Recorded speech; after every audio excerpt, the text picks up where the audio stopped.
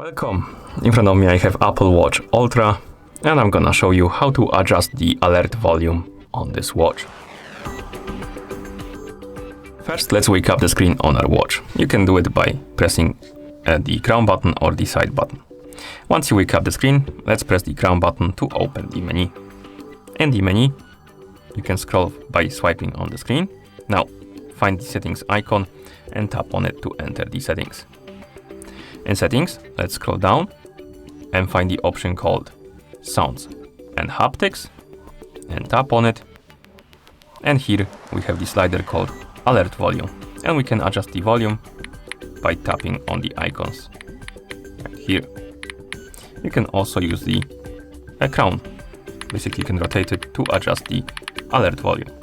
And once you're done, you can press the crown button a couple of times to go back to watch face. And that's how you adjust the alert volume on this watch. Thank you for watching.